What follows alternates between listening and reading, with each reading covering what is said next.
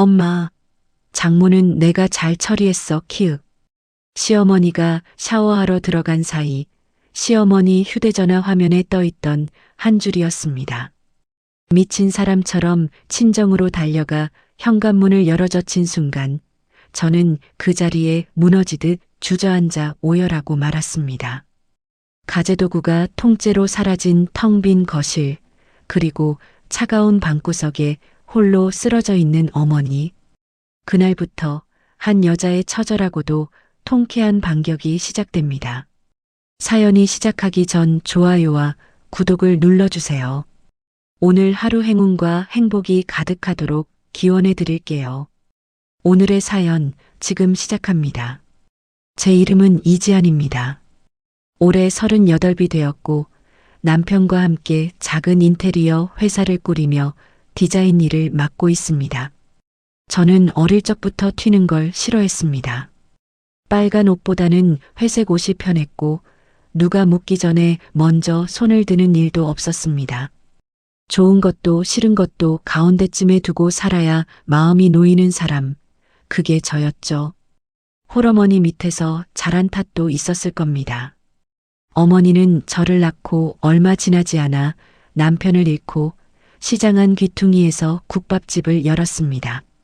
새벽 4시면 가마솥 앞에 서서 사고를 우리던 어머니의 구분 등이 제 어린 시절의 전부였습니다.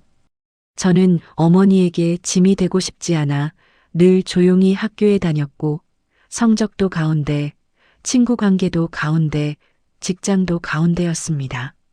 30이 넘어서야 뒤늦게 웹디자인을 배웠고 처음으로 제 손끝에서 무언가가 만들어지는 기쁨을 알았습니다. 남편 박민우를 만난 건 그 무렵 친구의 결혼식 뒤풀이 자리에서였습니다. 작업복 차림 그대로 와서 구석에 앉아 묵묵히 잔을 비우던 남자, 손등이 갈라지고 손톱 밑이 까만 그 사람이 박민우였죠. 아이고, 제가 자리 좀 비켜드릴까요? 여기 많이 좁으시죠? 박민우가 의자를 끌어 옆자리를 내어주며 짧게 웃었습니다. 저는 어색하게 고개를 숙이며 자리에 앉았습니다. 저기 실례지만 무슨 일 하세요? 손이 참 고생을 많이 하신 것 같아서요. 공사판에서 미장 일합니다. 흙손 들고 시멘트 벽 바르고 바닥 판판하게 미는 험한 일이지요. 꼴이 좀 우습죠? 박민우가 손바닥을 한번 펴보였다가 얼른 무릎 위로 감추었습니다. 거친 손이 부끄럽다는 듯한 그 작은 몸짓이 이상하게 제 마음에 오래 남았습니다. 에이, 뭘 부끄러워하세요. 땀 흘려 돈 버는 손인데. 세상에서 제일 정직하고 멋진 손이구만요. 제가 그렇게 말하자 박민우가 잠깐 눈을 깜빡이더니 천천히 잔을 들었습니다. 허허, 제 평생 그런 따뜻한 말은 참말로 처음 들어봅니다. 고맙습니다. 그날 밤 저는 술자리에서 일어나면서 처음으로 누군가의 연락처를 먼저 물어봤습니다. 회색 같던 제 인생에 처음 들어온 작은 색이었죠. 시어머니를 처음 만난 건 결혼 이야기가 오가기 시작한 가을이었습니다. 박민우가 살고 있던 변두리 빌라의 좁은 거실에서 시어머니는 앞치마를 두른 채 저를 맞았습니다. 아이고, 어서 와요, 어서 와. 우리 민우가 이쁜 색시 데리고 온다고 어찌나 유난을 떨던지 내가 며칠 전부터 잠을 다 설쳤다니까. 시어머니가 제 손을 덥석 잡으며 환하게 웃었습니다. 차린 건 쥐뿔도 없지만 많이 좀 먹어요. 들어보니 친정엄마가 혼자 국밥집 하신다며? 애구, 홀몸으로 자식 키우느라 얼마나 고생이 많으셨을꼬? 우리 색시도 고생 많았지? 아닙니다, 어머니. 저희 엄마는 뼈대가 굵으셔서 식당 일도 거뜬하게 다 해내셔요. 걱정 안 하셔도 돼요. 저는 두 손으로 시어머니의 손을 마주 잡으며 고개를 숙였습니다. 우리 민우, 애비 없이 나 혼자 억척스럽게 키운 내 불쌍한 새끼야. 겉보기엔 무뚝뚝하고 뻣뻣해도 속은 참말로 깊은 놈이니까 우리 색시가 이쁘게 좀 잘 다독여서 살아줘. 응? 시어머니의 눈가가 붉어졌습니다. 저는 그 눈물을 보며 마음이 뜨거워졌습니다. 홀어머니 밑에서 자란 저와 홀어머니 손에 컸다는 박민우가 마치 한 쌍의 이불처럼 잘 맞는다고 생각했습니다. 그날 시어머니가 끓여준 된장찌개의 짭짤한 맛을 저는 한참이나 잊지 못했습니다. 그렇게 시작된 결혼 생활은 7년이 흘러 오늘 아침에 닿아 있었습니다. 시어머니는 며칠 전부터 우리 집에 올라와 있었습니다. 아이고, 우리 아들 민우가 요새 사장님 소리 듣느라 코피 터지게 바쁘다며 애미가 돼서 깍두기라도 몇 통 담가놓고 가야 내 마음이 편하지. 그냥은 못 간다 얘. 시어머니가 도마 앞에서 물을 썰며 어깨를 들썩였습니다. 어머니, 며칠 푹 쉬시다 가시지 왜 자꾸 사서 고생을 하셔요. 다 관절 상하세요. 됐어. 내가 이거라도 안 해주면 너희들 밥이나 제대로 챙겨 먹겠니? 회사 키운다고 둘 다 얼굴이 반쪽이 돼서는 어휴, 내 새끼들 불쌍해서 어째.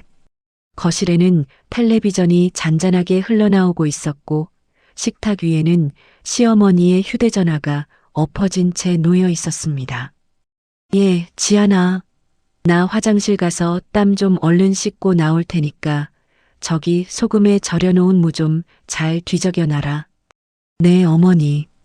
걱정 마시고 천천히 씻고 나오셔요. 시어머니가 욕실 문을 닫고 들어가자 거실은 도마 위에서 자글거리는 무 끓는 소리만 남았습니다. 저는 행주에 손을 닦으며 식탁 쪽으로 걸음을 옮겼습니다. 그때였습니다. 시어머니의 휴대전화가 짧게 2번, 그리고 다시 한번 진동했습니다. 엎어둔 화면이 도르륵 돌아가며 살짝 들렸고 알림창이 떠올라 있었습니다. 저는 무심코 시선을 떨궜습니다. 발신자 이름이 화면 가운데에 또렷이 박혀 있었습니다. 민우. 그리고 그 아래로 짧은 문장이 보였습니다. 엄마. 장모는 내가 잘 처리했어, 키읔. 저는 처음에 그 문장을 잘못 읽은 줄 알았습니다. 눈을 한번 깜빡이고 다시 한번 화면을 들여다보았습니다. 같은 문장이 같은 자리에 그대로 있었습니다. 심장이 한 박자 늦게 쿵 하고 내려앉았습니다. 손끝이 차게 식어갔고 욕실에서 들려오는 물소리가 갑자기 아주 멀리서 들리는 것처럼 작아졌습니다. 뭐야 이게. 저는 입술 안쪽을 깨물며 휴대전화를 도로 엎어두었습니다. 손이 떨려 행주를 다시 집을 수가 없었습니다. 장모라는 단어가 머릿속에서 떠나지 않았습니다. 처리했다는 말이 채 정리되지 못한 채 저를 마구 쑤셔댔습니다. 저는 외투를 챙길 정신도 없이 현관으로 뛰쳐나갔습니다. 엘리베이터를 기다리지 못해 비상계단을 2칸씩 뛰어내려갔습니다. 주차장에 도착했을 때는 숨이 턱까지 차올라 있었고 차 키를 2번이나 떨어뜨렸습니다. 엄마, 제발. 말도 안 돼. 제발 무슨 일 없어야 해. 저는 핸들을 잡은 손에 힘을 주며 혼잣말을 쏟아냈습니다. 신호가 빨간불로 바뀌어도 멈출 수가 없었습니다. 뒤에서 경적이 울리는데도 귀에 들어오지 않았습니다. 친정엄마에게 전화를 걸었지만 신호음만 길게 울리다 끊어졌습니다. 다시 걸어도 받지 않았습니다. 받아, 엄마. 제발 한 번만 받아보라고. 저는 운전대를 두드리며 울먹였습니다. 시장 골목 어귀에 차를 비스듬히 세우고 그대로 뛰어내렸습니다. 식당 셔터가 내려가 있었습니다. 평일 점심시간에 셔터가 내려간 적이 한 번도 없는 가게였습니다. 저는 가게를 지나쳐 골목 안쪽 단층 집으로 달렸습니다. 어머니가 사는 집의 대문이 열려 있었고 마당의 빨랫줄에는 어머니가 늘 두르던 앞치마 한 장이 바닥에 떨어져 있었습니다. 엄마, 엄마, 대체 어디 있는 거야? 엄마. 저는 현관문 손잡이를 잡고 비명처럼 어머니를 불렀습니다. 문이 가볍게 밀려 열렸습니다. 거실에는 아무것도 없었습니다.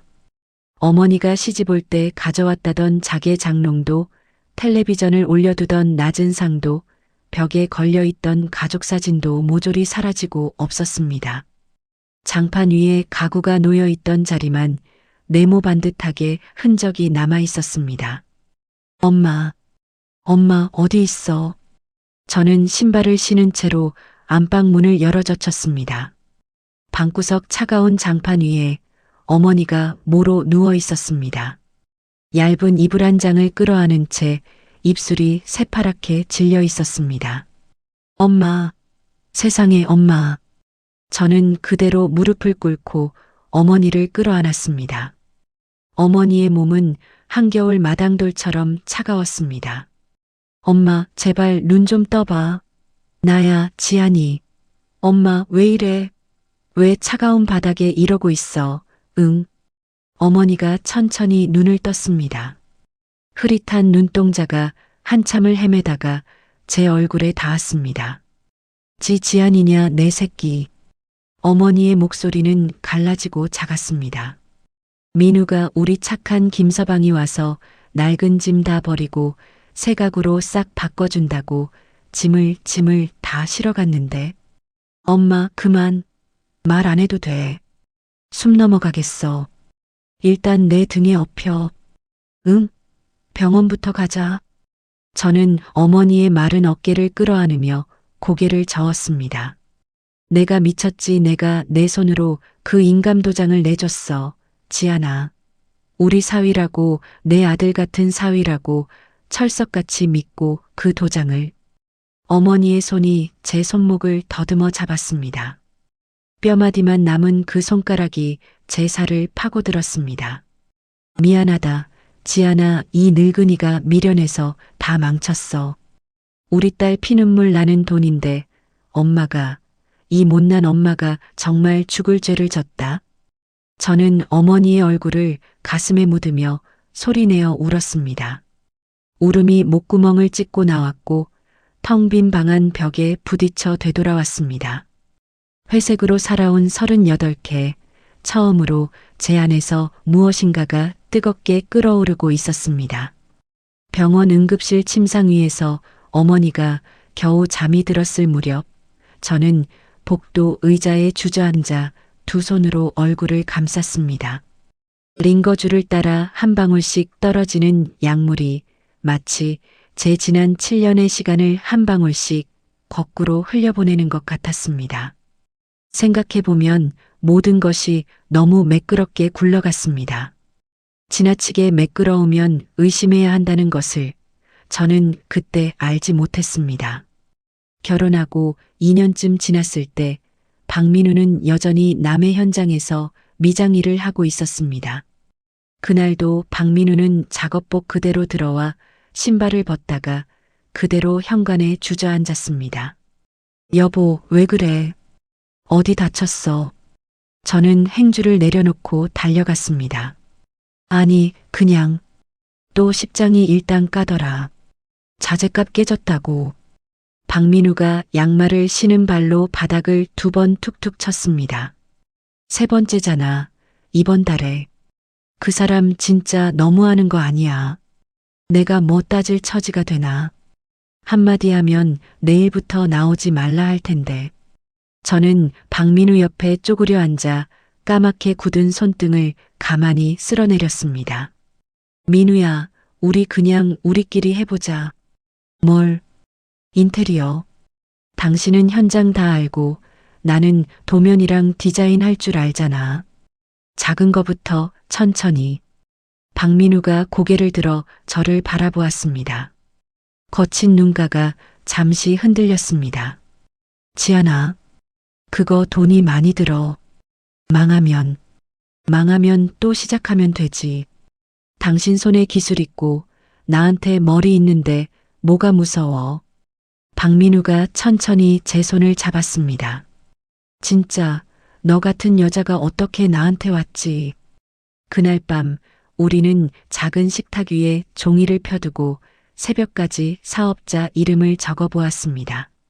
3평짜리 사무실을 빌렸고 첫 일감은 동네 빵집의 간판 교체였습니다. 저는 새벽에 시안을 그리고 박민우는 사다리를 들고 현장으로 뛰었습니다. 2년이 지나자 직원이 5명으로 늘었고 작은 카페와 학원 인테리어가 줄을 이었습니다. 회사가 자리를 잡아가던 어느 봄날 박민우가 시어머니를 모시고 친정식당에 들렀습니다. 어머니가 직접 끓인 사골곰탕이 김을 내며 식탁 위에 놓였습니다. 사부인, 우리 사돈이 손맛이 좋다는 말은 들었는데 정말이네. 시어머니가 국물을 한 숟갈 떠 입에 넣으며 눈을 크게 떴습니다. 별것도 아닌데 뭐 그러세요? 우리 사위 입에 맞으면 그걸로 됐죠. 어머니가 행주에 손을 닦으며 수줍게 웃었습니다. 어머니, 국밥 한 그릇 더 주세요. 진짜 이 집 안 오면 살이 안 붙어. 박민우가 빈 그릇을 들어 흔들었습니다. 아이고, 우리 사위, 천천히 먹어. 채알라. 어머니가 자리에서 일어나며 박민우의 등을 토닥였습니다. 그 모습을 보며 시어머니가 슬쩍 가게를 둘러보았습니다. 사부인, 이 가게 자리가 아주 목이 좋네. 시장 한가운데라 사람이 끊이질 않아. 네, 그래도 이만큼 자리 잡는데 30년 걸렸어요. 건물도 사부인 거라며. 우리 며느리 복도 많지. 시어머니가 저를 곁눈으로 보며 입꼬리를 살짝 끌어올렸습니다. 저는 그저 웃으며 물컵을 채워드렸습니다. 가게로 돌아오는 길, 시어머니가 차 안에서 박민우의 어깨를 두드렸습니다. 민우야, 사부인 연세도 있으신데 그 건물명이 같은 거 한 번씩 살펴드려라. 어른들이 그런 거 잘 모르셔. 엄마, 그런 건 차차 알아서 할게. 박민우가 백미러로 저를 한번 흘긋 보았습니다. 저는 그 눈빛을 그저 사위로서의 살뜰함이라고 읽었습니다. 회사가 본격적으로 커진 건 그로부터 1년 뒤였습니다. 직원이 15이 되자 도면과 시공만으로도 손이 부족했습니다. 세무사 사무실에서 박민우와 마주 앉은 날 박민우가 종이 한 장을 제 앞으로 밀었습니다. 지안아, 우리 이제 역할을 좀 나누자. 어떻게? 너는 디자인이랑 클라이언트 미팅만 해. 자금이랑 계약은 내가 다 맡을게. 같이 해온 일이잖아. 굳이 같이 하니까 둘 다 골병 들잖아. 너 요새 새벽 2시까지 도면 보는 거 내가 모를 줄 알아. 박민우가 제 손에서 펜을 빼앗아 종이 위에 직접 표시를 그어 주었습니다. 머리 아픈 돈은 내가 할 테니까 너는 작품에만 신경 써. 응. 박민우가 제 어깨를 가볍게 감싸 안았습니다. 저는 그 따뜻한 손바닥에 기대 고개를 끄덕였습니다. 그날 이후로 회사 통장 비밀번호도 계약서 도장도 모두 박민우의 책상 서랍으로 옮겨졌습니다. 저는 그것을 신뢰라고 불렀습니다. 명절 차례를 지내고 시댁 거실에 둘러앉은 날이었습니다. 시어머니가 사과를 깎으며 슬며시 입을 열었습니다. 지안아, 친정엄마 식당 요새 손님 많으시지? 네, 어머니. 다행히 단골들이 꾸준히 와주세요. 그 건물 시세가 요새 얼마쯤 한다니. 시장 안쪽도 땅값이 많이 올랐다며. 저는 사과를 받아들다가 잠시 손을 멈췄습니다. 잘 모르겠어요. 엄마가 그런 얘긴 잘 안 하셔서. 한번 알아봐. 어른들은 모르고 그냥 사시다가 손해보는 경우가 많아. 시어머니가 사과 한 조각을 제 입가에 내밀었습니다. 말투는 부드러웠지만 사과를 잡은 손끝에 묘하게 힘이 들어가 있었습니다. 박민우가 옆에서 웃으며 말을 받았습니다. 엄마, 우리 장모님 건물은 우리 장모님 거지 뭐. 신경 쓰지 마요. 말은 그렇게 하면서도 박민우는 저를 한번 흘긋 보았습니다. 저는 그 시선을 애써 모른 척 했습니다. 그 무렵부터 박민우는 늦게 들어오는 날이 잦아졌습니다. 여보, 오늘은 일찍 좀 와. 같이 저녁 먹자. 안 돼, 지안아. 강남 쪽에서 큰 건이 들어왔어. 미팅이 길어질 것 같아. 전화기 너머로 자동차 경적 소리가 시끄럽게 들렸습니다. 무슨 건인데?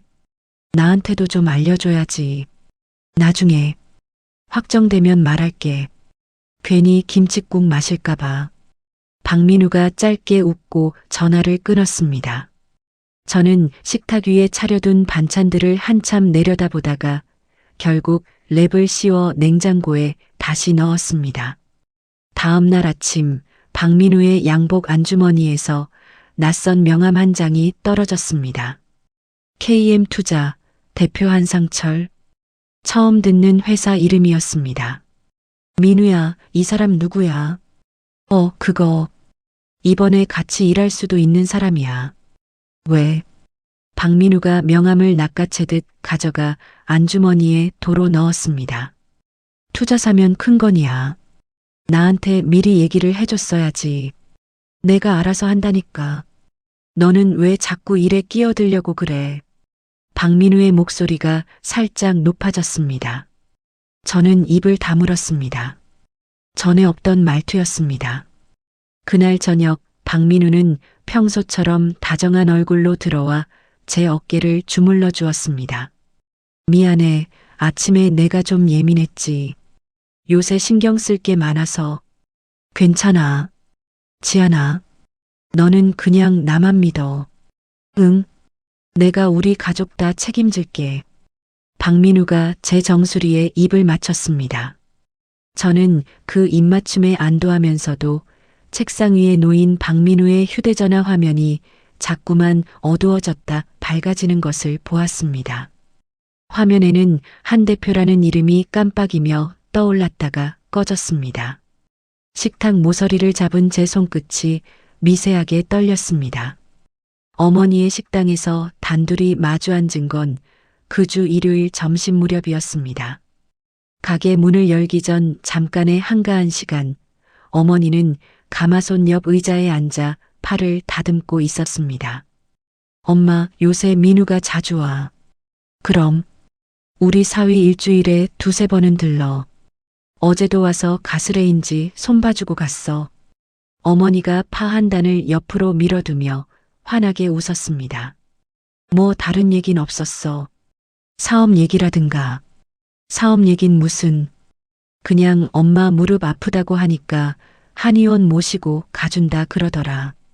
어머니가 행주에 손을 닦고는 제 무릎을 톡톡 두드렸습니다. 지안아, 너는 복도 많지. 그런 사위가 어디 있니? 친자식보다 더해. 엄마, 너무 다 믿지는 마. 무슨 소리야? 사위인데. 어머니의 얼굴에서 웃음이 살짝 사그라들었습니다. 저는 말을 더 이어가지 못하고 국솥에서 끓는 거품만 멍하니 들여다보았습니다. 며칠 뒤 박민우가 평소보다 일찍 들어왔습니다. 손에는 와인 한 병과 어머니가 좋아하는 강정 한 박스가 들려 있었습니다. 여보, 오늘 무슨 날이야? 큰 건 하나 잡혔어. 강남 사거리, 통상가 리모델링. 박민우가 와인병을 식탁에 내려놓으며 두 팔을 활짝 벌렸습니다. 진짜? 얼마짜린데? 100억대야. 우리 회사가 단독으로 들어가는 거고. 저는 와인 잔을 꺼내려다 손을 멈췄습니다. 100억? 우리가 그걸 감당할 수 있어. 감당해야지. 이거 놓치면 10년이 늦어져. 박민우가 제 어깨를 잡으며 눈을 맞췄습니다. 지안아, 너는 디자인만 잘 뽑아줘. 자금 쪽은 한 대표가 알아서 해주기로 했어. 한 대표? 그 KM투자. 그 사람이 우리 신용 보고 자금 다 끌어와 주기로 했어. 우리는 그냥 도장만 찍으면 돼. 박민우가 와인을 따라 제 손에 잔을 쥐어 주었습니다. 저는 잔을 받아들었지만 입을 대지 못했습니다. 민우야, 그래도 우리가 잘 모르는 사람이잖아. 좀 알아보고. 지안아. 박민우가 잔을 식탁에 탁 내려놓았습니다. 내가 너 한 번이라도 손해보게 한 적 있어? 응, 그건 아니지만 7년이야. 우리 같이 한지. 나 못 믿어. 박민우의 목소리에 살짝 가시가 돋았습니다. 저는 잔을 두 손으로 감싼 채 고개를 저었습니다. 믿어. 믿지. 그냥 큰 돈이라서 그래. 믿으면 됐어. 머리 아픈 건 내가 다 한다고 했잖아. 박민우가 다시 부드럽게 웃으며 제 머리를 쓸어 넘겼습니다. 그 손길은 따뜻했지만 어쩐지 손바닥에 굳은 살이 더 두꺼워진 것 같았습니다. 다음 주 화요일 저녁 박민우가 어머니 식당으로 저를 데리고 갔습니다. 가게 안쪽 작은 방 교자상 위에 서류 봉투 하나가 놓여 있었습니다. 어머님, 오늘은 부탁드릴 게 있어서 왔어요. 박민우가 어머니 옆에 무릎을 모으고 앉았습니다. 무슨 일인데 사위가 그렇게 정색을 하나? 어머니가 웃으며 박민우의 어깨를 가볍게 쳤습니다. 이번에 회사가 큰 공사 하나 따냈어요.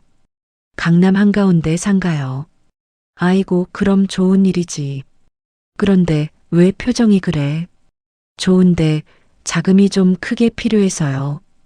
회사 신용으로는 모자라서 어머님 가게 건물을 잠깐만 보증으로 좀 세워주시면.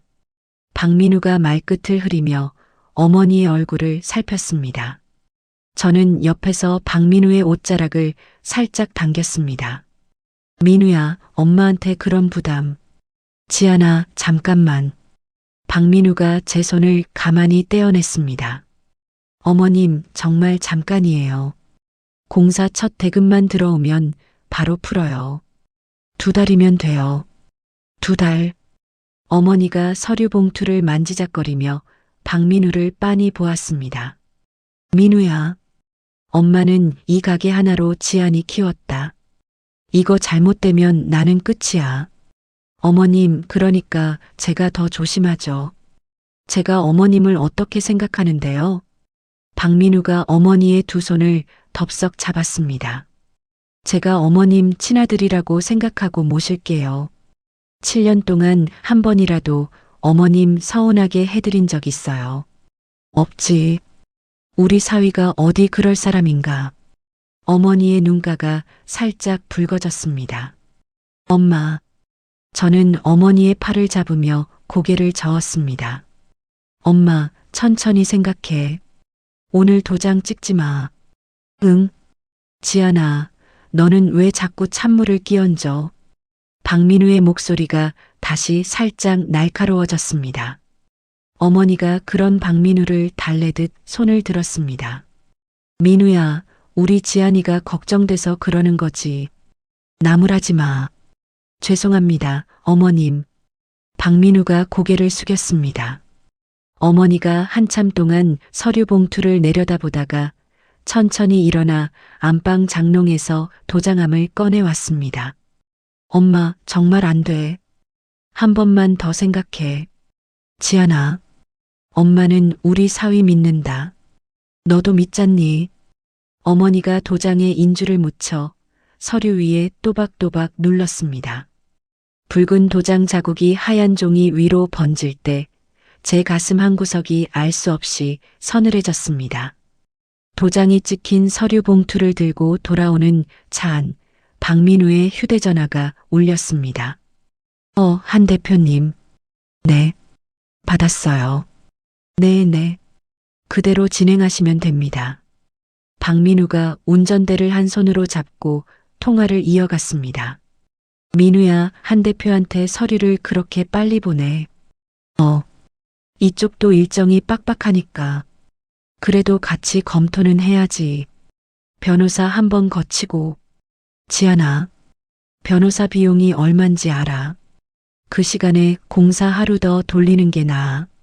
박민우가 신호에 걸려 차를 세우며 저를 돌아보았습니다.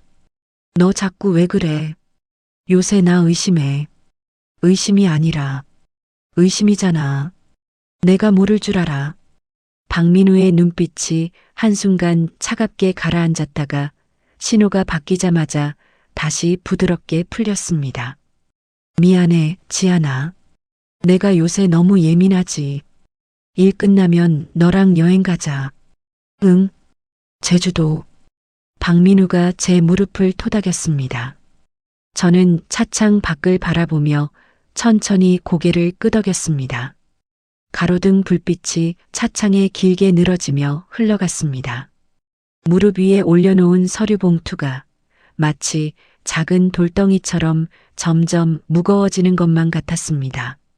집에 도착해 신발을 벗던 저는 박민우가 현관에 두고 들어간 휴대전화 화면이 잠깐 밝아지는 것을 보았습니다. 화면에는 시어머니의 이름이 떠올라 있었습니다. 민우야, 잘 처리했지. 어머님이 다른 말 하시기 전에 빨리 진행해라. 저는 그 짧은 문장을 소리내어 읽지 못한 채 신발장 모서리를 손끝으로 꼭 눌렀습니다. 거실에서 박민우가 휘파람을 부는 소리가 들렸습니다. 서류 봉투를 어머니가 내어준 그 밤부터 저는 잠을 깊이 자지 못했습니다. 새벽마다 자꾸 목이 말라 부엌으로 나갔고 냉장고 문을 열어둔 채 한참을 서 있곤 했습니다. 박민우는 그런 저를 다정하게 끌어안고 침대로 데려가곤 했지만 그 다정함마저 어쩐지 연극의 한 장면 같았습니다. 계약서를 정식으로 작성하는 날 우리 사무실에 한상철이 직접 찾아왔습니다. 기름을 발라 넘긴 머리와 번쩍이는 시계, 어색하게 두꺼운 금색 넥타이 핀이 먼저 눈에 들어왔습니다. 아이고, 사모님이시구나. 말씀 많이 들었습니다. 한상철이 두 손을 비비며 명함을 내밀었습니다. 네, 안녕하세요. 저는 명함을 받아 책상 위에 가지런히 내려놓았습니다. 민우 사장이 어찌나 사모님 자랑을 하던지 내가 아주 귀에 못이 박혔어요. 별 말씀을요. 박민우가 한상철의 어깨를 잡으며 호탕하게 웃었습니다. 한 대표님, 우리 지안이가 꼼꼼해서 서류는 한 번 다 봐야 직성이 풀려요. 양해해 주세요. 그럼요, 그럼요. 보셔야지. 사모님이 봐주셔야 우리도 마음이 놓이지. 한상철이 가방에서 두툼한 계약서 뭉치를 꺼내 놓았습니다. 저는 첫 장부터 천천히 손가락으로 짚어가며 읽기 시작했습니다. 잠깐만요. 한 대표님. 한 장을 넘기다 저는 손을 멈췄습니다. 이 부분 말이에요. 공사 대금 회수가 지연될 경우 담보로 잡힌 부동산을 즉시 처분할 수 있다고 되어 있는데요. 아, 그건 형식적인 문구예요, 사모님. 어느 계약서에나 다 들어가요. 한상철이 손을 휘휘 저으며 웃었습니다. 즉시라는 말이 좀 걸려서요. 보통은 유예기간이 있잖아요. 민우 사장, 사모님이 진짜 꼼꼼하시네. 우리 회사가 아주 안심이야. 한상철이 박민우를 보며 어깨를 으쓱했습니다. 박민우가 제 옆구리를 가볍게 찔렀습니다. 지안아, 그런 거 일일이 보면 끝이 없어. 한 대표님이 알아서 한다잖아. 민우야, 그래도 이건 우리 엄마 건물이야. 그러니까 더 빨리 끝내야지. 어머님 마음 졸이시잖아. 박민우가 펜을 들어 제 손에 쥐어주었습니다. 여기랑 여기 사인만 하면 돼. 집에 가서 한 번만 더 읽어보고 올게. 저는 펜을 도로 내려놓고 자리에서 일어났습니다. 지안아, 민우야, 한 번만. 응. 저는 박민우의 눈을 피하며 계약서 한 부를 가방에 챙겼습니다. 한상철이 박민우를 보며 의미심장한 눈빛을 보냈고 박민우의 입꼬리가 한쪽만 살짝 일그러졌습니다. 저는 그것을 못 본 척 사무실 문을 닫고 나왔습니다. 그날 밤 박민우는 늦도록 들어오지 않았습니다. 저는 거실 등을 끈 채 서재로 들어가 박민우의 책상 서랍을 하나씩 열어보았습니다. 5년 동안 한 번도 열어본 적 없는 서랍이었습니다. 맨 아래 칸에는 굵은 끈으로 묶인 서류 뭉치가 들어 있었습니다. 손이 떨려 매듭이 잘 풀리지 않았습니다. 뭉치 안에는 어머니의 가게 건물에 관한 서류들이 있었고 그 위에는 낮에 본 계약서와 같은 양식의 다른 종이 한 장이 있었습니다. 저는 식탁 위 스탠드 아래에서 그 종이를 한 글자씩 읽어내려갔습니다. 같은 계약서가 아니었습니다. 낮에 보여준 종이에는 담보라고만 적혀 있던 자리에 이쪽에는 소유권 이전 약정이라는 글자가 적혀 있었습니다. 공사 대금이 한 달만 늦어도 어머니의 건물이 한상철 명의로 통째로 넘어가도록 되어 있었습니다. 도장은 이미 찍혀 있었습니다. 어머니의 인감 그리고 박민우의 도장이 나란히 박혀 있었습니다. 저는 종이를 손에 든 채 한참 동안 식탁 앞에 그대로 서 있었습니다. 현관문 비밀번호 누르는 소리가 들렸습니다. 박민우가 들어오는 소리, 신발을 벗는 소리, 휘파람 비슷한 콧노래. 저는 천천히 그 종이를 식탁 위에 펼쳐놓았습니다. 여보, 안 자고 뭐해? 박민우가 거실로 들어서다 식탁 위 종이를 보고 멈춰 섰습니다. 민우야, 이게 뭐야? 저는 손가락으로 종이를 가리켰습니다. 어디서 봤어, 그거? 내 서랍에서. 민우야, 이게 뭐냐고. 박민우의 얼굴에서 웃음기가 천천히 사라졌습니다. 이지연, 너 남편 서랍을 막 뒤져. 이게 무슨 종이냐고 물었잖아. 내가 묻는 거 먼저 대답해. 박민우가 식탁 모서리를 손바닥으로 짚으며 저를 내려다보았습니다. 처음 보는 눈빛이었습니다. 미장 일을 하던 시절 작업복 차림으로 결혼식 뒤풀이에 앉아 손등을 감추던 그 사람의 눈빛이 아니었습니다. 민우야, 우리 엄마 가게 건물이 2달 안에 넘어갈 수도 있다는 종이야. 이게. 너 알았어, 몰랐어. 알았어. 뭐? 저는 식탁을 잡고 일어섰습니다. 알았어. 그래서 뭐? 박민우가 식탁 위 종이를 천천히 끌어다 다시 접었습니다. 이지연, 너 정말 사업도 모르는 멍청이야. 이런 거 다 형식이라고 했잖아. 형식이라는 말 진짜 한 번만 더 해봐. 저는 식탁을 손바닥으로 쳤습니다. 이지연, 박민우가 옆에 있던 머그컵을 집어 벽에 던졌습니다. 쨍그랑 하는 소리와 함께 컵이 산산조각 났습니다. 너 진짜 어디서 남편 가르치려고 들어. 박민우가 식탁을 돌아 제 앞으로 성큼 다가왔습니다.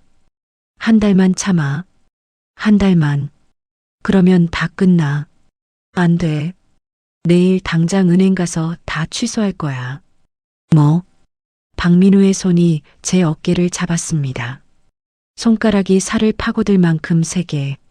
이지연, 너 한 번만 더 그딴 소리 해봐. 저는 박민우의 손을 뿌리치며 한 걸음 물러섰습니다.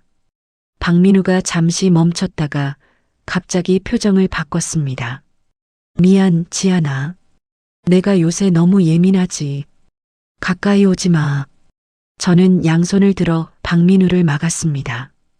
박민우가 두 손을 천천히 내리며 한숨을 쉬었습니다. 내일 같이 은행 가자. 응. 다 정리하자. 저는 대답하지 않고 그 자리에 그대로 서 있었습니다. 깨진 머그컵 조각이 발치에서 반짝였습니다.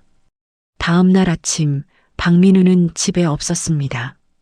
침대 옆자리는 차갑게 식어 있었고 거실 식탁 위에는 어젯밤의 종이도 사라지고 없었습니다. 저는 가방을 들고 은행으로 달려갔습니다. 고객님, 어제자로 이미 자금이 전부 인출되었는데요. 창구 직원이 모니터를 바라보며 곤란한 표정을 지었습니다. 전부요? 네. 박민우 대표님 법인 계좌로 전액 이체되었습니다. 저는 한참 동안 창구 앞에 서 있다가 휴대전화를 꺼내 박민우의 번호를 눌렀습니다. 지금 거신 번호는 없는 번호입니다. 녹음된 안내 음성이 차갑게 흘러나왔습니다. 회사 사무실로 달려갔지만 박민우의 자리에는 아무도 없었습니다. 대표님이 오늘부터 한 일주일 휴가 쓰신다고 하셨는데요. 격리 직원이 어색하게 웃으며 고개를 숙였습니다. 저는 사무실을 나와 어머니의 식당으로 차를 몰았습니다. 시장 어귀에 들어서는데 어머니의 가게 앞이 평소와 달리 시끄러웠습니다. 검은 점퍼를 입은 남자 서너시 가게 앞을 막아서고 있었고 어머니가 그들 앞에 두 손을 모으고 서 있었습니다. 사장님 비키세요. 명도 집행입니다. 비켜요. 우리 가게에서 뭐 하는 거예요? 어머니의 목소리가 떨렸습니다. 엄마. 저는 가방을 떨어뜨리며 달려갔습니다. 남자 한 명이 서류 한 장을 제 얼굴 앞에 들이밀었습니다. 가족이세요. 어제자로 소유권 넘어왔어요. 비워주셔야 해요. 저는 그 종이를 받아들었습니다. 어제 보았던 그 종이 소유권 이전 약정이라는 글자가 다시 한번 제 눈앞에서 또렷이 흔들렸습니다. 종이를 쥔 손가락 끝이 하얗게 질려갔습니다. 저는 그 자리에 그대로 무너져 앉았습니다. 시장 골목 어디선가 들려오는 라디오 소리가 이상하게 작고 멀게 들렸습니다. 명도 집행 인력들이 어머니의 가게에서 가마솥과 그릇들을 끌어내는 동안 저는 시장 골목 시멘트 바닥에 주저앉아 그 광경을 바라만 보았습니다. 30년 동안 어머니가 매일 새벽 닦아온 가마솥이 트럭 짐칸에 거꾸로 처박혔습니다. 어머니는 그 옆에 서서 그저 두 손으로 입을 막고 있었습니다. 어머니 비키세요. 다칩니다. 이거 하나만, 이 솥 하나만 줘요. 우리 애 키운 솥이에요. 부탁이에요. 어머니가 트럭 짐칸을 붙잡았습니다. 집행관이 어머니의 팔을 쥐어 떼어냈습니다. 엄마 그만해. 엄마 가자. 저는 어머니의 등을 끌어안았습니다. 어머니가 제 어깨에 얼굴을 묻으며 무너졌습니다. 어머니를 모시고 시장에서 그리 멀지 않은 단칸방을 겨우 얻었습니다. 보증금이라고는 박민우 모르게 모아둔 비상금이 전부였습니다. 방 한 칸에 부엌이 붙은 좁은 집, 햇볕이 잘 들지 않아 한낮에도 형광등을 켜야 했습니다. 어머니는 그 방에 들어선 첫날부터 자리에 누웠습니다. 엄마, 죽 한 숟갈만 더 들어. 응. 지안아. 왜 엄마? 엄마가 도장을 내줬어. 엄마가 그 도장을 내줬어. 지안아. 어머니가 천장을 바라보며 같은 말을 되풀이했습니다. 엄마, 그러지 마. 엄마 잘못 아니야. 내가 그놈을 친아들이라고 생각했어. 내가 미쳤지. 어머니의 마른 손이 이불 위에서 떨렸습니다. 저는 어머니의 손을 두 손으로 감쌌습니다. 엄마, 내가 다 되찾을 거야. 한 푼도 빠짐없이 다. 지안아, 엄마는 다 필요 없어. 너만 안 다치면 돼. 어머니가 천천히 눈을 감았습니다. 저는 그 말에 더 깊이 무너졌습니다. 방문을 열고 좁은 마루에 나가 앉았을 때 휴대전화가 짧게 울렸습니다. 박민우였습니다.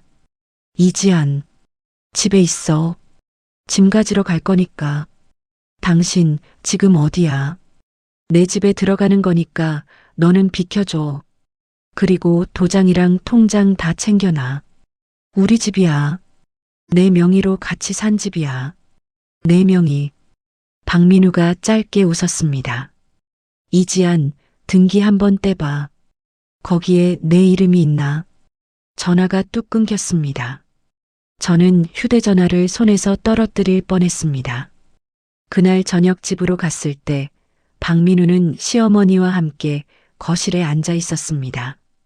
탁자 위에 박민우가 마시던 캔맥주가 2개 놓여 있었고 시어머니는 그 옆에서 사과를 깎고 있었습니다. 마치 자기 집 거실인 것처럼. 왔니, 며느리. 시어머니가 사과 한 조각을 입에 넣으며 저를 올려다보았습니다.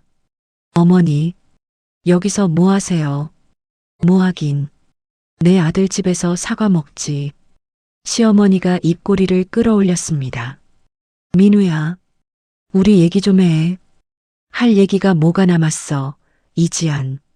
박민우가 캔맥주를 마시다 말고 식탁으로 자리를 옮겨 앉았습니다. 엄마 가게 어떻게 할 거야? 어머니 건물 어떻게 할 거냐고. 이지안, 그건 이미 끝난 일이야. 정당하게 계약하고 정당하게 넘어간 거야. 정당하게. 너 그 말이 입에서 나와. 저는 식탁을 손바닥으로 쳤습니다. 시어머니가 사과칼을 도마에 탁 놓으며 일어섰습니다. 며느리, 너 어디서 그렇게 큰 소리야? 어머니, 어머니도 다 알고 계셨죠. 저는 시어머니를 똑바로 바라보았습니다. 뭘? 그날 식당에서 우리 엄마한테 건물 시세 물어보던 그날부터요. 다 계획이셨죠?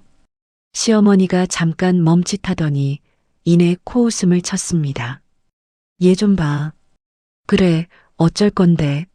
어머니, 능력 없는 며느리 대신 내 아들이 재산 좀 굴려주겠다는데 뭐가 그렇게 큰일이야. 사돈도 어차피 죽으면 그 건물 넣어줄 거 아니냐. 좀 일찍 받은 셈 치면 되지. 시어머니의 입에서 너무도 가볍게 흘러나온 말이었습니다. 저는 한순간 숨을 쉴 수가 없었습니다. 어머니, 우리 엄마가 어떻게 그 가게를 일궜는지 아세요? 새벽 4시에 일어나서 사골 우리고 손등이 다 갈라지도록 그릇 닦으면서 그래서 어쩌라고. 시어머니가 손을 휘저었습니다. 민우야, 얘 좀 빨리 정리해라. 보기 싫다. 박민우가 자리에서 일어나 제 앞으로 걸어왔습니다. 이지안, 이혼 서류 보낼게. 도장 찍어서 빨리 보내. 뭐? 너 회사에서도 빠져. 내가 단독 대표로 돌릴 거니까. 그 회사 내가 키운 회사야. 등기 떼봐. 거기에 누구 이름이 있나? 박민우가 제 어깨를 손가락 끝으로 툭 밀었습니다. 저는 한 걸음 뒤로 휘청였습니다. 가방이랑 옷까지 챙겨서 나가. 오늘 안에. 박민우가 현관 쪽을 턱으로 가리켰습니다. 저는 박민우의 얼굴을 한참 동안 바라보았습니다. 7년을 함께 산 남자의 얼굴이 거기 있었습니다. 그런데 제가 알던 박민우는 그 안 어디에도 없었습니다. 저는 안방으로 들어가 옷가지 몇 벌과 노트북을 가방에 쑤셔 넣었습니다. 거실을 가로질러 현관으로 나오는데 시어머니가 한마디 더 던졌습니다. 며느리, 사돈한테 안부 전해. 국밥 한 그릇 끓일 솥은 챙겨주셨는지 몰라. 저는 현관문을 닫지 않고 그대로 걸어 나왔습니다. 복도에서 처음으로 소리 없이 어금니를 깨물었습니다. 며칠을 어머니 옆에서 지내며 저는 박민우의 휴대전화 통신 내역을 추적할 방법을 찾기 시작했습니다. 회사에 남아있는 옛 직원 하나가 몰래 자료를 한 묶음 빼다 주었습니다. 사모님, 이거 보시면 안 되는 거 아는데 사장님이 요새 좀 이상해서요. 직원이 봉투를 건네고 도망치듯 자리를 떴습니다. 저는 단칸방 작은 식탁 앞에 앉아 봉투 속 통장 사본과 거래 내역을 한 장씩 펼쳤습니다. 박민우의 법인 통장에서 빠져나간 돈이 강남 어느 회원제 도박장으로 흘러가는 흔적이 보였습니다. 또 다른 자금은 한상철 개인 계좌로 옮겨졌고 거기서 다시 여러 개의 작은 계좌로 쪼개져 사라졌습니다. 대형 상가 공사 같은 건 처음부터 존재하지 않았습니다. 저는 종이를 든 손이 떨리는 줄도 모르고 그 자리에 한참을 앉아 있었습니다. 다음 날 아침 저는 강남 어느 빌딩 1층 카페에서 한상철과 박민우가 만난다는 정보를 듣고 가쪽으로 향했습니다. 빌딩 입구 근처에 차를 세우고 한참을 기다리는데 안쪽에서 두 남자가 멱살을 잡고 실랑이를 벌이는 모습이 보였습니다. 한 사람은 한상철이었고 다른 한 사람은 처음 보는 남자였습니다. 한상철, 너 진짜 끝까지 잡아댈 거야. 내가 뭘 잡았대? 변호사 양반, 증거 있어. 증거. 낯선 남자가 한상철의 멱살을 쥐고 흔들었습니다. 깔끔한 정장 차림에 얼굴은 햇볕에 살짝 그을려 있었습니다. 저는 무언가에 끌리듯 차에서 내려 그쪽으로 다가갔습니다. 한상철이 저를 보더니 멱살을 잡힌 채로 얼굴이 새파랗게 질렸습니다. 사모님이 여기 왜? 한 대표님. 저는 한상철 앞에 섰습니다. 우리 엄마 건물 어디로 갔어요? 그건 민우 사장한테 물어보셔야지. 한 대표님. 남자가 한상철의 멱살을 더 세게 잡았습니다. 저는 그 남자를 똑바로 바라보았습니다. 실례지만 누구세요? 남자가 한상철을 한 번 더 흔든 뒤 손을 놓고 저를 향해 돌아섰습니다. 강도윤입니다. 변호사예요. 남자가 안주머니에서 명함 한 장을 꺼내 제게 내밀었습니다. 이 사람들, 영세 상인들, 부동산 통째로 가로채는 사기단입니다. 사기단. 몇 년째 쫓고 있어요. 강도윤의 눈빛이 깊게 가라앉았습니다. 혹시 피해자세요? 저는 손에 든 통장 사본 봉투를 가만히 내려다보았습니다. 종이 끝이 제 손가락 안에서 살짝 구겨졌습니다. 우리 엄마요. 그 한마디를 내뱉는 순간 그동안 참아온 무언가가 명치 안에서 천천히 차오르는 것 같았습니다. 강도윤이 잠시 저를 바라보다가 한상철 쪽을 한번 흘긋 보고 다시 제게로 시선을 돌렸습니다. 잠깐 자리 좀 옮기시죠. 얘기 좀 합시다. 저는 손에 든 봉투를 두 손으로 꼭 쥐었습니다. 길 건너편 신호등이 초록으로 바뀌며 횡단보도 위로 사람들이 천천히 걸어가기 시작했습니다. 강도윤의 사무실은 법원 근처 작은 건물 3층에 있었습니다. 문을 열고 들어서니 책장에 두꺼운 책들이 빼곡했고 책상 위에는 누군가의 사진 한 장이 액자에 담겨 놓여 있었습니다. 20대 후반쯤의 여자, 환하게 웃고 있는 얼굴이었습니다. 따님이세요? 동생입니다. 강도윤이 사진을 슬쩍 책상 안쪽으로 돌려놓았습니다. 3년 전에 한상철 일당한테 작은 빵집을 빼앗기고 한 달 만에 세상을 떠났어요. 죄송해요. 사모님이 죄송하실 일은 아니죠. 강도윤이 저를 응접 의자로 안내했습니다. 그동안 모은 거 좀 보여주시겠어요? 저는 통장 사본 봉투를 식탁 위에 펼쳐놓았습니다. 강도윤은 한 장씩 천천히 넘기며 한참을 들여다보았습니다. 이지한 씨. 네. 이거 잘 보고 오셨어요.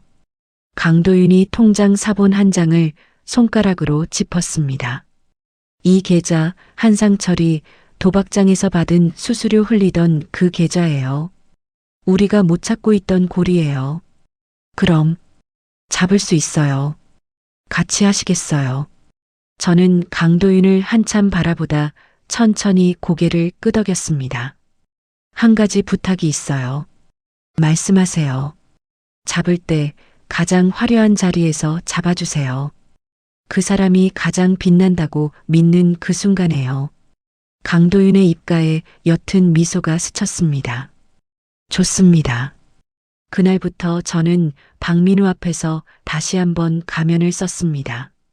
이혼 서류를 들고 박민우의 사무실로 직접 찾아갔습니다. 민우야, 왔어. 도장 찍었어. 박민우가 의자에 비스듬히 앉은 채 손을 내밀었습니다. 저는 서류를 식탁 위에 내려놓으며 고개를 숙였습니다. 민우야, 내가 잘못했어. 뭐? 내가 너무 예민하게 굴었어. 엄마 일도 내가 좀 정리하면서 생각해 봤는데 내 말이 맞아. 저는 손등으로 눈가를 훔쳤습니다. 엄마는 어차피 연세도 있고 그 건물 관리도 힘드셨잖아. 차라리 잘 된 거라고 생각하기로 했어. 박민우가 의자를 천천히 돌려 저를 바라보았습니다. 진심이야. 민우야. 7년이야. 내가 너 없이 어떻게 살아? 저는 눈물 한 방울을 떨궜습니다. 박민우의 입꼬리가 천천히 올라갔습니다. 이제야 정신 차렸네, 이지연. 이혼은 진짜 해야 돼. 해야지. 너 위자료는 한 푼도 못 받아. 알지? 응, 다 알아. 그냥 회사에 내 자리 하나만 디자인 쪽으로 작게라도 남겨주면 안 될까? 저는 손가락을 모으고 고개를 더 깊이 숙였습니다. 박민우가 잠시 저를 노려보다가 손가락으로 책상을 톡톡 두드렸습니다. 생각해 볼게. 한 달 동안 잘 굴어. 그러면 부서 하나 떼줄게. 고마워, 민우야. 진짜 고마워. 저는 박민우의 손을 두 손으로 잡았습니다. 박민우의 손바닥이 따뜻하게 느껴졌습니다. 속으로 한번 천천히 숨을 골랐습니다. 그날 이후 박민우는 다시 저를 곁에 두기 시작했습니다. 회사 디자인실 한 칸을 내어주었고 가끔은 사무실에서 같이 점심도 먹었습니다. 저는 박민우 앞에서 늘 작은 목소리로 말했고 박민우가 농담을 던지면 어색하게라도 웃었습니다. 박민우는 그런 저를 보며 점점 더 경계를 풀었습니다. 역시 여자는 한번 꺾여야 말을 들어. 박민우가 회식 자리에서 한상철과 술을 마시며 그렇게 말했다고 강도윤이 알려주었습니다. 저는 그 말을 전해 듣고도 표정 하나 바뀌지 않았습니다. 대신 더 깊이 웃으며 박민우의 잔에 술을 채워주었습니다. 그러는 사이 저는 회사에 남아있던 공동대표 권한을 이용해 회계장부의 사본을 한 부씩 빼돌렸습니다. 박민우의 비밀번호 습관을 알고 있었기에 잠겨있던 폴더도 어렵지 않게 열렸습니다. 빼낸 자료는 모두 강도윤에게 넘어갔습니다. 이지연 씨, 결정적인 거 잡았어요. 밤늦은 시간 강도윤이 단칸방 앞으로 찾아와 봉투 하나를 건넸습니다. 한상철이 새로 끌어오기로 한 강남 상가 매물이 있어요. 상가요. 그 상가 진짜 주인이 누군지 아세요? 강도윤이 어둑한 가로등 아래에서 옅게 웃었습니다. 제 의뢰인이에요. 저는 봉투를 받아들며 가만히 강도윤을 바라보았습니다. 한상철한테 그 건물을 미끼로 던질 거예요. 박민우가 가진 모든 자금을 그 한 곳에 몰아넣게 만들 겁니다. 더 치네요. 네, 더 칩니다. 강도윤이 어깨를 펴며 저를 마주 보았습니다. 이지한 씨가 마지막으로 한 번만 더 박민우 옆에 서주셔야 합니다. 계약하는 그 자리예요. 할게요. 저는 봉투를 가슴에 끌어안았습니다. 가장 빛나는 그 순간에 제 손으로 끝낼 거예요. 계약 자축이 잡힌 날은 10월 첫 토요일이었습니다. 박민우가 강남의 한 고급 호텔 스위트룸을 잡았습니다. 한상철과 박민우, 시어머니, 그리고 측근 몇이 모이는 자리였습니다. 저는 그날 아침 미용실에서 머리를 매만지고 박민우가 좋아하는 진주색 원피스를 입었습니다. 거울 앞에 서서 입꼬리를 한번 끌어올려 보았습니다. 오랫동안 잊고 있던 회색이 거기 있었습니다. 저는 거울을 향해 작게 속삭였습니다. 오늘로 끝이야, 이지연. 호텔 스위트룸 안에는 이미 샴페인이 준비되어 있었습니다. 대리석 테이블 위에 잔이 5개, 그 옆에는 어머니의 식당 건물 등기부등본 사본이 한 부 놓여 있었습니다. 왔어, 우리 와이프. 박민우가 두 팔을 벌리며 저를 맞았습니다. 늦어서 미안. 저는 박민우의 옆자리에 앉으며 작게 웃었습니다. 며느리, 오늘 곱네. 시어머니가 사과를 깎다 말고 저를 위아래로 훑쳤습니다. 감사합니다, 어머니. 민우 사장, 오늘 같은 날 사모님이 오셔야지. 그래야 그림이 완성되지. 한상철이 잔을 들며 너스레를 떨었습니다. 박민우가 샴페인을 따며 큰 소리로 웃었습니다. 자, 한 대표님. 강남상가, 우리가 먹는 겁니다. 먹는 거죠. 우리 민우 사장 손에 들어오면 그 자리는 금자리예요. 금자리. 샴페인이 잔에 차오르고 거품이 가장자리를 타고 흘러넘쳤습니다. 박민우가 잔을 들었습니다. 우리 가족과 우리의 새로운 시작을 위해. 시어머니가 잔을 들며 박민우를 향해 웃었습니다. 우리 아들, 엄마가 항상 말했지. 너는 큰 그릇이라고. 저도 잔을 들었습니다. 손끝이 미세하게 떨렸지만 그 떨림을 박민우는 알아채지 못했습니다. 잔이 마주치는 그 소리, 맑은 유리음이 울렸습니다. 바로 그때 문이 거칠게 열렸습니다.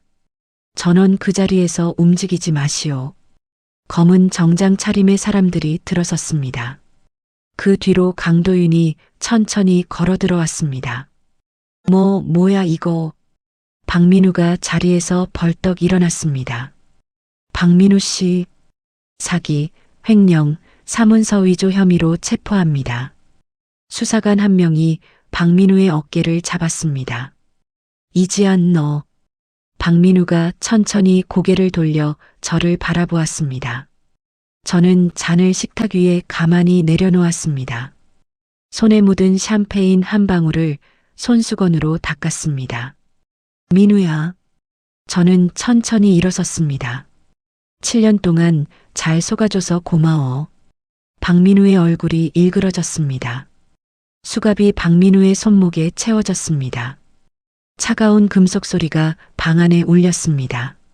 시어머니가 그 자리에 그대로 주저앉았습니다. 며느리야. 내가 잘못했어. 한 번만 살려줘. 응. 시어머니가 무릎으로 기어와 제 바지자락을 잡았습니다. 저는 시어머니를 내려다보았습니다. 어머니, 우리 엄마가 가게 솥을 끌어안고 빌 때 어머니는 사과를 드시고 계셨죠. 며느리, 저 며느리 아닙니다. 저는 바지자락을 천천히 빼냈습니다. 수사관이 시어머니에게도 다가가 어깨에 손을 얹었습니다. 방조 및 공범 혐의로 같이 가셔야겠습니다. 시어머니가 비명을 지르며 바닥에 엎어졌습니다. 저는 그 모습을 끝까지 바라본 뒤 천천히 강도윤 쪽으로 걸어갔습니다. 강도윤이 작게 고개를 끄덕였습니다. 저는 호텔 창밖으로 시선을 옮겼습니다. 저녁 햇살이 건물 유리창에 부딪혀 회색이 아닌 다른 색으로 부서지고 있었습니다. 박민우가 구속된 다음 날 어머니의 가게 건물에 걸려있던 압류 딱지가 떼어졌습니다. 근저당 설정이 사기에 의한 것이라는 강도윤의 빠른 가처분 신청 덕분이었습니다. 저는 어머니의 손을 잡고 텅 비어있던 가게 문을 다시 열었습니다. 엄마, 들어가자. 지안아, 이게 꿈은 아니지. 어머니의 손이 떨렸습니다. 꿈 아니야, 엄마. 우리 가게야. 우리 거야. 먼지가 뽀얗게 앉은 가게 안으로 햇살이 길게 들어왔습니다. 가마솥 자리가 텅 비어 있었지만 어머니는 그 자리에 가만히 손바닥을 얹어 보았습니다. 여기다, 여기. 새솥 하나만 드리면 돼. 어머니가 처음으로 다시 웃었습니다. 저는 어머니 어깨를 끌어안으며 천장을 올려다보았습니다. 먼지 사이로 햇살이 작은 알갱이가 되어 떠다니고 있었습니다. 그러나 평화는 채 한 달도 가지 못했습니다. 어느 비 오는 화요일 아침 강도윤에게서 전화가 걸려왔습니다. 이지안 씨, 박민우가 풀려났습니다. 저는 부엌에서 끓이던 미역국 냄비 앞에서 그대로 굳어버렸습니다. 풀려나요? 어떻게요? 보석입니다. 정관 변호사를 새로 선임했어요. 자기 회사 부장 한 명을 주범으로 내세웠고요. 강 변호사님, 이지연 씨, 절대 혼자 다니지 마세요. 어머님 곁에도 사람 한 명 붙여놨습니다. 전화를 끊고 저는 한참 동안 부엌에 서 있었습니다. 가스레인지 위에서 미역국이 부글부글 끓어오르며 가장자리로 넘쳐 흘렀습니다. 저는 손을 뻗어 불을 껐습니다. 손가락 끝이 차게 식어 있었습니다. 며칠 뒤 어머니 가게 옆 골목에서 사고가 났습니다. 새로 들여놓은 가스통 2개가 누군가의 손에 의해 잠금 장치가 풀려 있었고 가게 셔터 앞에는 누군가 까만 페인트로 욕설을 휘갈겨 놓았습니다. 어머니가 그것을 보고 그 자리에서 주저앉을 뻔했습니다. 엄마 안 봐도 돼. 들어가, 응. 저는 어머니를 가게 안으로 모셨습니다. 같은 날 오후 제가 새로 진행 중이던 카페 인테리어 현장에서 자재 트럭이 오지 않았습니다. 거래처에 전화를 거니 사장이 곤란한 목소리로 답했습니다. 이지한 대표님 죄송합니다. 우리 더 이상 거래 못합니다. 왜요? 무슨 일 있으세요? 박 사장 쪽에서 연락이 왔어요. 우리랑 거래하면 자기네 일감 다 끊는다고. 사장님, 박민우는 이미 형사사건에 걸려 있는 사람이에요. 대표님, 죄송한데 우리는 먹고 살아야 해서요. 전화가 뚝 끊겼습니다. 그날 저는 거래처 7군데에서 같은 말을 들었습니다. 박민우가 풀려나자마자 보복이 한꺼번에 쏟아진 것이었습니다. 저녁 무렵 가게로 돌아오는 길에 시어머니가 어머니 가게 앞에서 행패를 부리고 있다는 연락을 받았습니다. 저는 운전대를 꺾어 시장 골목으로 차를 몰았습니다. 가게 앞에는 동네 사람들이 빙 둘러서 있었고 그 한가운데에서 시어머니가 어머니의 멱살을 잡고 있었습니다. 내년 딸이 내 아들 인생을 망쳐놨어. 알아? 사돈, 이러지 마시고. 어머니가 두 손을 들어 시어머니의 손목을 잡으려 했습니다. 손대지 마. 너 같은 거랑 사돈 맺은 게 내 인생 최악의 실수다. 시어머니가 어머니를 거칠게 밀쳤습니다. 어머니가 가게 입구 시멘트 바닥으로 그대로 넘어졌습니다. 엄마. 저는 차 문을 열어둔 채 뛰어내렸습니다. 어머니의 머리 옆으로 시멘트 모서리에 부딪힌 자국이 붉게 번지고 있었습니다. 엄마. 정신 차려, 엄마. 저는 어머니의 어깨를 흔들었습니다. 어머니의 눈꺼풀이 천천히 떨렸지만 떠지지는 않았습니다. 누가 119 좀 불러주세요. 시장 사람 하나가 휴대전화를 꺼내 들었습니다.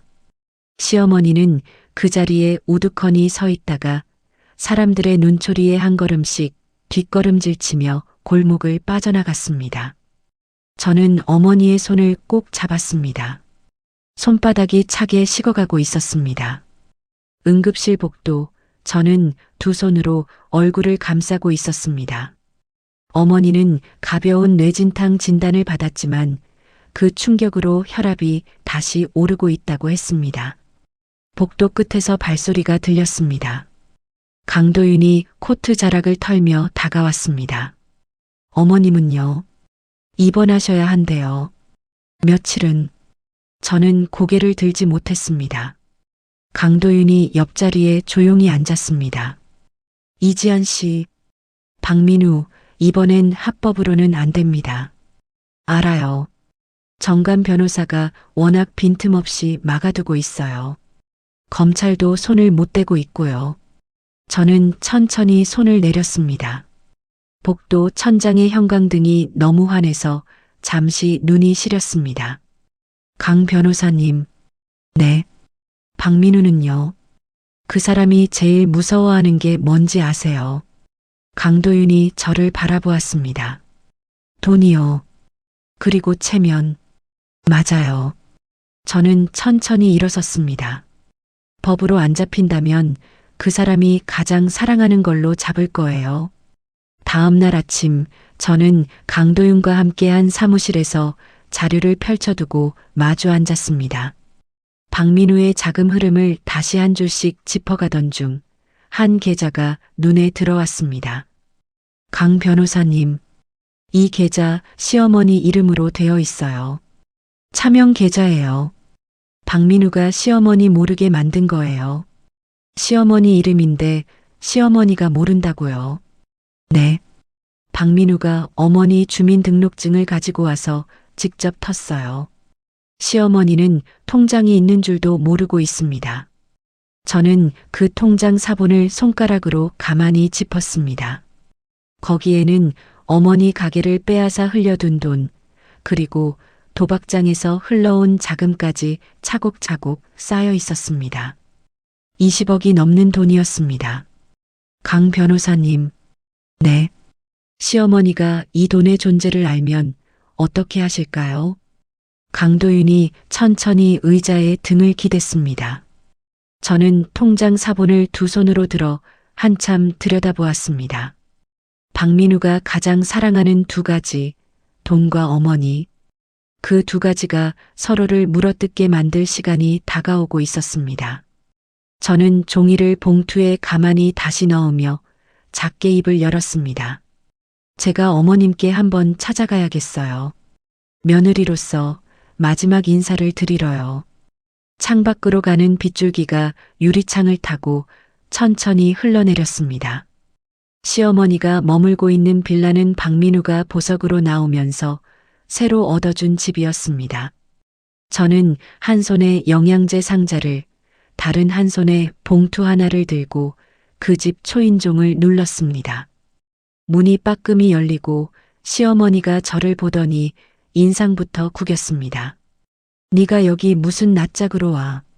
어머니, 잠깐만 들어가도 될까요? 꺼져.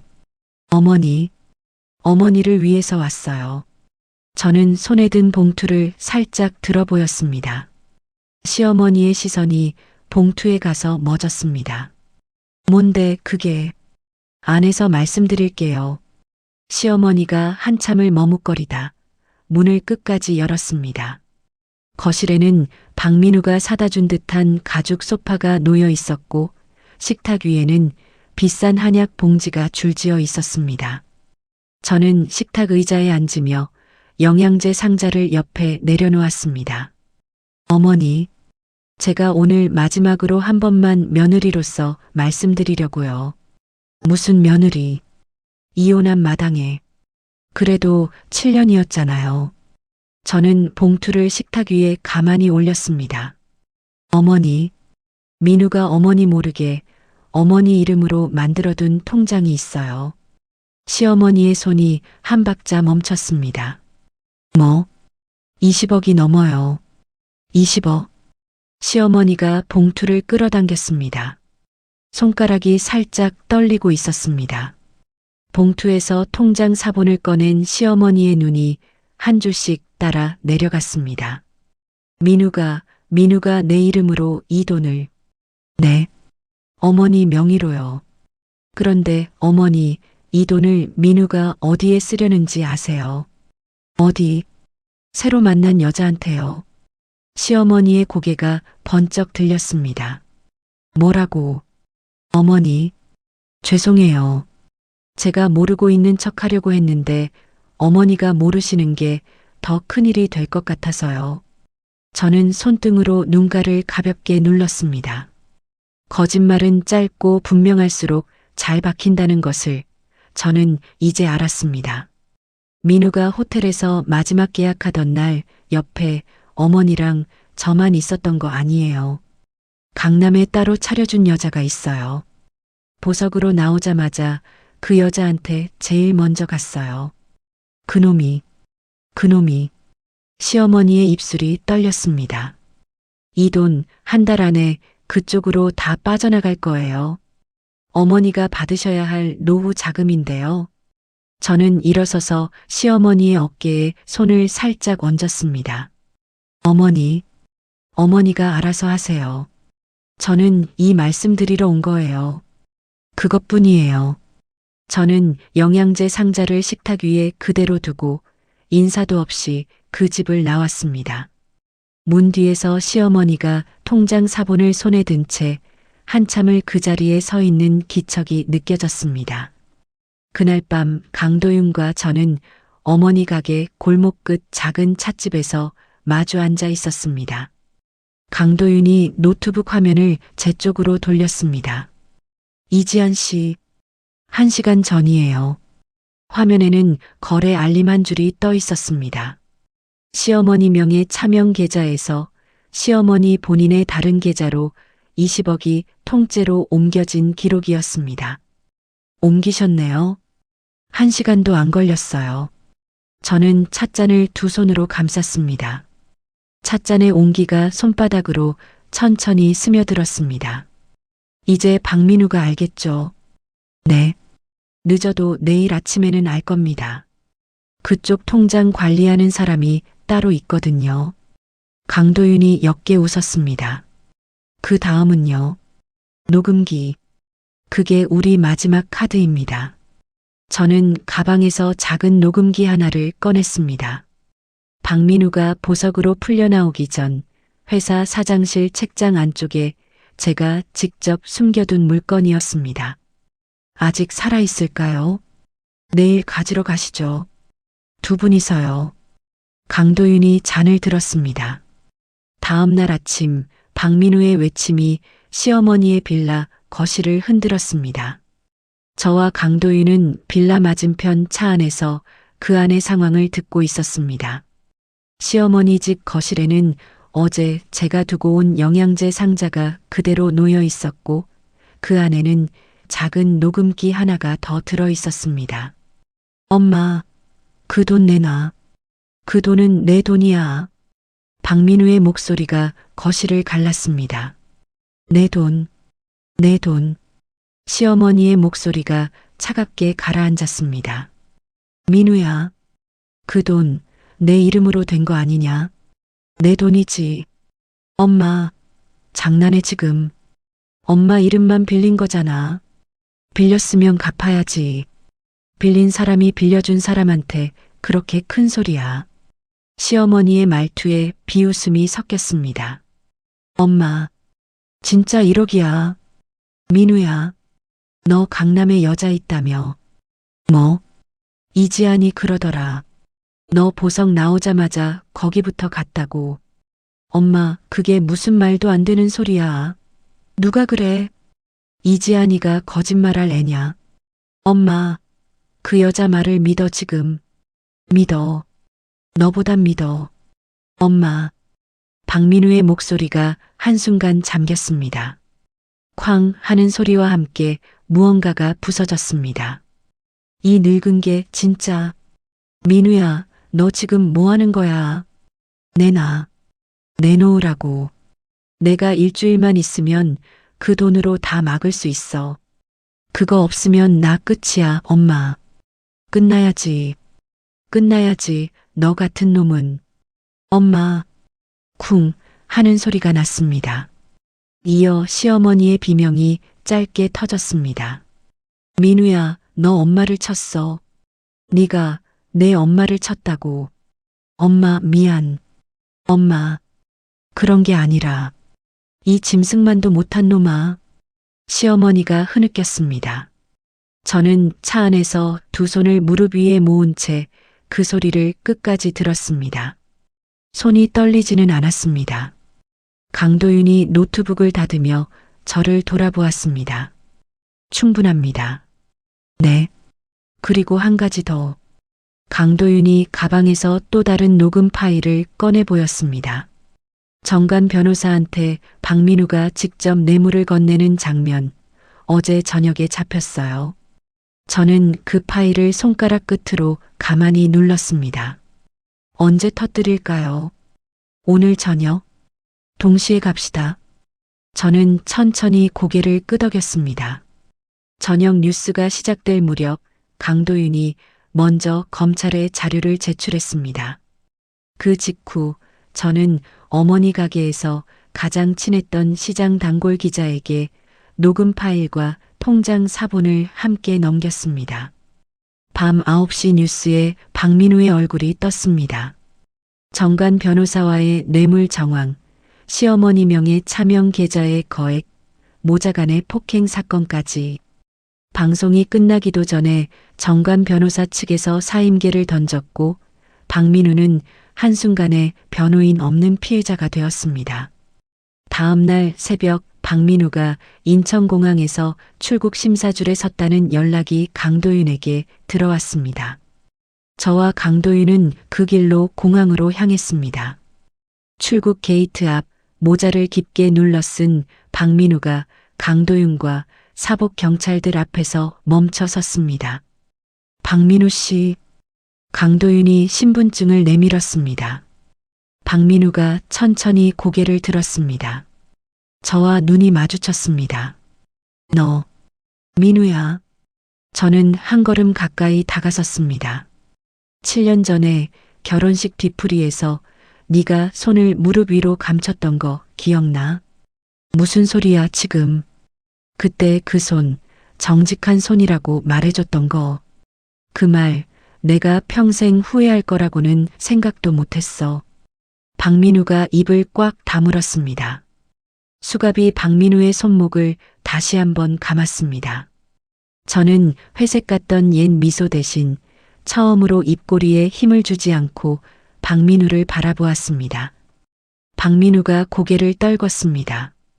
공항 천장의 환한 불빛 아래 저는 한 발짝 물러섰습니다. 강도윤이 제 곁에 와서 가만히 섰습니다.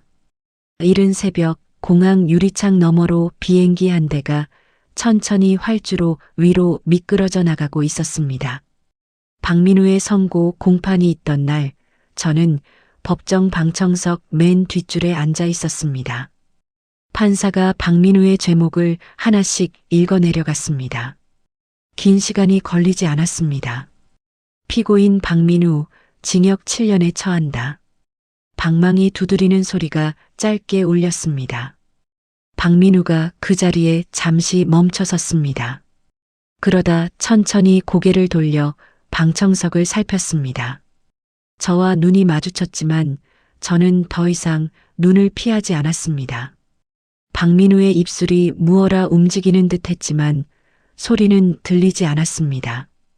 교도관 2명이 박민우의 팔을 잡고 법정 연문으로 데리고 나갔습니다. 문이 닫히는 소리와 함께 7년이라는 시간이 함께 닫혔습니다. 저는 자리에서 일어나 천천히 법정을 빠져나왔습니다. 복도에서 강도윤이 저를 기다리고 있었습니다. 끝났어요. 네, 끝났습니다. 강도윤이 저에게 손수건을 내밀었습니다. 저는 그제야 제 눈가에 눈물이 한 방울 맺혀 있다는 걸 알았습니다. 이건 슬퍼서가 아니에요. 알아요. 강도윤이 옅게 웃었습니다. 며칠 뒤 시어머니의 선고가 이어졌습니다. 조세 포탈, 범죄 수익 은닉, 그리고 공범 혐의로 시어머니는 전 재산을 몰수당했습니다. 박민우가 사다 준 가죽 소파가 놓여있던 빌라도 통장에 차곡차곡 옮겨두었던 20억도 한 푼 남김없이 국가에 환수되었습니다. 시어머니가 마지막으로 법원을 나서던 날 우연히 복도에서 마주쳤습니다. 시어머니는 작은 짐 가방 하나를 끌고 있었고 한쪽 어깨가 눈에 띄게 굽어 있었습니다. 며느리. 시어머니가 저를 보고 한 걸음 멈춰 섰습니다. 저는 시어머니를 잠깐 바라보다 가볍게 고개를 숙여 인사했습니다. 안녕히 가세요. 며느리. 한 번만 우리. 어머니. 저는 시어머니의 말을 가만히 끊었습니다. 저는 이제 며느리가 아니에요. 어머니도 더 이상 제 어머니가 아니시고요. 시어머니의 입이 천천히 다물렸습니다. 건강하세요. 저는 시어머니 옆을 지나쳐 그대로 걸어갔습니다. 뒤에서 짐 가방 바퀴 끄는 소리가 한참 동안 들렸습니다. 저는 한 번도 돌아보지 않았습니다. 복도 끝 유리문을 밀고 나서자 가을 햇살이 정면으로 쏟아져 들어왔습니다. 이혼 소송은 한 달 만에 정리되었습니다.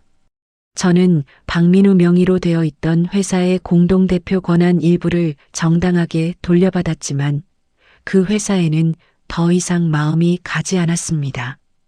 저는 회사를 청산하고 그동안 모아둔 자금으로 새 사무실을 얻었습니다. 작지만 햇살이 가득 드는 2층 사무실이었습니다. 간판을 꺼는 날 어머니가 가게를 잠시 닫고 직접 와주었습니다. 지안 인테리어. 어머니가 간판을 올려다보며 한참을 그 자리에 서 있었습니다. 엄마, 어때? 지안아. 어머니가 제 손을 잡았습니다. 엄마는 네가 너무 자랑스럽다. 저는 어머니의 손을 마주 잡으며 작게 웃었습니다. 엄마 덕분이야. 엄마 가게가 우리 둘 다 살린 거야. 무슨 소리야? 다 네가 한 거지. 어머니가 손등으로 눈가를 훔쳤습니다. 강도윤도 작은 화분을 들고 사무실 앞으로 왔습니다. 개업 축하드립니다. 이지안 대표님, 강 변호사님, 이제 변호사 말고 다르게 불러주셔도 됩니다. 강도윤이 어색하게 웃으며 화분을 내밀었습니다. 저는 화분을 받아들며 천천히 고개를 끄덕였습니다. 어머니의 가게는 새로 단장해 다시 문을 열었습니다. 낡은 간판을 떼고 가게 안쪽을 제가 직접 설계해 따뜻한 나무색으로 다시 칠했습니다. 가마솥은 새 것으로 드렸지만 어머니는 옛날 솥에서 쓰던 국자만은 그대로 새 솥 옆에 걸어두었습니다. 이건 너 아빠가 결혼할 때 사다 준 거야. 어머니가 국자를 닦으며 말했습니다. 엄마, 그동안 그 얘기 한 번도 안 했잖아. 이제 할 수 있을 것 같아서. 어머니가 환하게 웃었습니다. 저는 어머니 옆에서 행주를 짜며 함께 웃었습니다. 가게 문이 열리고 단골 손님들이 하나둘 들어왔습니다. 아이고 사장님, 얼마나 기다렸는데. 이 동네는 사장님 국밥 없으면 안 돼. 어머니가 두 손을 모으며 한 분 한 분 자리에 모셨습니다. 가마솥에서 김이 모락모락 피어올랐습니다. 가을 햇살이 잘 드는 어느 토요일 점심, 새로 리모델링한 어머니 가게 창가 자리에 저와 강도윤이 마주 앉아 있었습니다. 어머니가 국밥 두 그릇을 식탁 위에 올려놓으며 강도윤의 어깨를 토닥였습니다. 많이 들어요, 강 변호사. 네, 어머님. 강도윤이 어머니께 살갑게 인사했습니다. 어머니가 흐뭇한 얼굴로 주방으로 돌아갔습니다. 어머님 얼굴 처음 뵀을 때랑 많이 달라지셨네요. 많이 웃으세요, 요새. 저는 국밥을 한 숟갈 떠 입에 넣었습니다. 따뜻한 국물이 목을 타고 내려갔습니다. 이지안 씨. 네. 이번 주말에 시간 괜찮으세요? 왜요? 동생 산소에 한번 같이 가주실 수 있나 해서요. 강도윤이 잠시 말끝을 흐렸습니다. 같이 가요. 저는 짧게 대답했습니다. 강도윤이 천천히 미소를 지었습니다. 저도 따라 웃었습니다. 식탁 위 햇살이 두 사람의 손등 위에 부드럽게 내려앉았습니다. 식사를 마치고 저는 가게 앞에 잠시 혼자 서 있었습니다. 시장 골목에 햇살이 길게 깔려 있었습니다. 저는 천천히 손바닥을 펴 햇살 아래에 비춰보았습니다. 손가락 사이로 빛이 부서졌습니다. 지난 7년 동안 저는 늘 회색이라고 저를 불렀습니다. 튀지 않으려, 다치지 않으려, 미움받지 않으려. 그래서 누군가가 저를 함부로 칠해도 가만히 있었습니다. 그러나 이제 저는 더 이상 회색이라는 말로 저를 부르지 않기로 했습니다. 회색은 부끄러운 색이 아닙니다. 다만 저는 그 회색만으로는 살 수 없는 사람이라는 걸 뒤늦게 알았을 뿐입니다. 상처가 깊었던 만큼 그 자리에서 돋아난 색은 더 또렷했습니다. 어머니의 환한 웃음 같은 노란색, 강도윤의 따뜻한 손길 같은 갈색, 새 사무실 창으로 들어오던 햇살 같은 황금색. 그리고 무엇보다 제가 제 두 발로 일어선 자리에서 처음으로 그어본 단단한 한 줄의 빨간색. 저는 그 모든 색을 한꺼번에 끌어안기로 했습니다. 가게 안에서 어머니가 저를 부르는 소리가 들렸습니다. 지안아, 들어와. 식는다. 응, 엄마. 갈게. 저는 가게 문을 열고 안으로 들어갔습니다. 문이 닫히는 소리 위로 시장 골목 어딘가에서 누군가의 환한 웃음소리가 길게 퍼져나갔습니다. 평생 저는 회색이라는 말로 저를 가두며 살아왔습니다. 튀지 않으려, 미움받지 않으려, 누구의 마음도 다치게 하지 않으려 가운데에만 머물렀습니다. 그런데 가장 가까이에서 저를 가장 잔인하게 짓밟은 사람이 바로 그 회색을 가장 만만하게 본 사람이었습니다. 7년을 속였던 남편은 차가운 감방으로 들어갔고 며느리를 자식의 사냥감 정도로 여겼던 시어머니는 한 푼도 남김없이 모든 것을 잃었습니다. 어머니는 다시 가마솥 앞에 서서 환하게 웃으시고 저는 제 이름 석 자를 건 작은 회사의 대표가 되었습니다. 곁에는 끝까지 손을 잡아준 강도윤이 함께 있습니다. 지나고 보니 회색이 부끄러운 색은 아니었습니다. 다만 저는 그 색 뒤에 숨어 제 목소리를 너무 오래 묻어두고 살았던 것뿐이었습니다. 상처가 깊었던 자리마다 이제는 제 손으로 고른 색이 차곡차곡 들어차고 있습니다. 혹시 지금 회색 같은 시간 한가운데에 서 계신 분이 있다면 부디 자신을 너무 작게 접어두지 마시기를 바랍니다. 당신의 색은 분명히 있습니다. 이야기를 끝까지 들어주신 분이 계시다면 잘 들었다고 댓글 하나만 남겨주세요. 감사합니다.